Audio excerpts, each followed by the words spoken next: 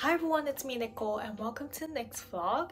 So basically, as an art student, I really wanted to make a video dedicated to art portfolios and hopefully giving some advice to art students who are wishing to apply to universities as a visual art major. So I don't know if my advice could help you guys, but hopefully they are useful in some sort of way. So today I will be comparing my old art portfolio that I worked on last year and the recent one that I've been working on for the past few months, and I will be doing some comparisons as to why the old one is not good and why some of the artworks are better. So hopefully that will give you guys an idea as to how to improve or how to build your own art portfolio. So not further ado, let's go.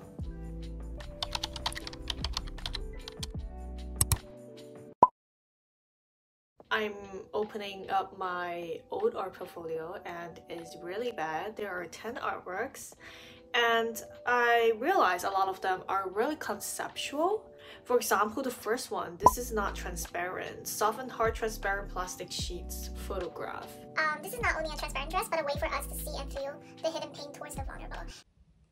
Some people might argue this is not an artwork. It's pretty risky to put these kind of artworks into your art portfolio, especially this is my first artwork out of all 10 artworks. This is like first in line. So I thought, I can do better than that. For a lot of art schools, especially with the one that I'm trying to get into, which is like Emily Carr, you know, UBC and stuff, they tend to focus more on traditional paintings, not necessarily focusing on the conceptual ideas. So this is really conceptual heavy, so I thought it might not be the best artwork to showcase. You know, there are some bad artworks. For example, The Beginning of Me, it's really crappy. It's like, it's done very unprofessionally. Same with Mute, it's pretty bland. It's really not interesting to look at all. One advice that I am going to give to art students who's trying to apply to universities with their art portfolio, try to have a coherent artistic style throughout your whole portfolio so that those people who are evaluating your art portfolio would be like, this student have a certain type of artistic style. They may or may not like it, but at least they know that you have a way of expressing your own thoughts, your own voice, and you have your own like spark to it. I have a lot of photography work to it. For example, Confidence, Dusk Till Dawn, and Temptation. All of them are really like digital. I feel like a lot of art schools would like you to actually working with real paint and canvases. So yeah, this is my old art portfolio and it's not good. So here I only have 6 artworks, but definitely all of them are improved. I've done a bit of digital artworks. Yeah, out of 6 of them, 3 of them are actually digital painting. So for my first artwork, I have Radiant, and this is a digital painting. It's actually a self-portrait. I don't know if you guys can see it. I feel like this artwork is really textury and really like interesting in terms of color choices. Compared to my older artworks, I feel like this is much more interesting to look at, and for the technique as well, it's much more profound and more professional, I guess. So the second artwork is the Dream series. If you're wondering what a scratchboard is like, it's basically, so it's like this. It's like in black and white, and as you can see in this slide, it's actually colorful. I wrote it is digital editing, so I kind of added some colors through Procreate to make it more dreamlike, and I feel like black and white is just too boring to look at, and I just wanted to add some colors to it. When I took photographs of my artworks, I found it really bland and really the color just didn't pop out as much as I wanted to.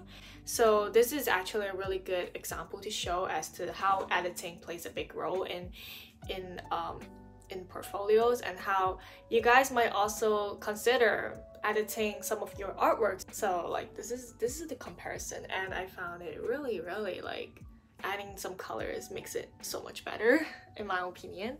The third artwork is called Inner Demons, and it's also done digitally. The dimension of this painting is really interesting. It's really long in length, and I thought it would be interesting to look at and to make this artwork so much more in-depth, because the angle that I'm trying to aim here is like a high to low angle, so it kind of makes like you're looking down to that person here, so like the POV kind of thing.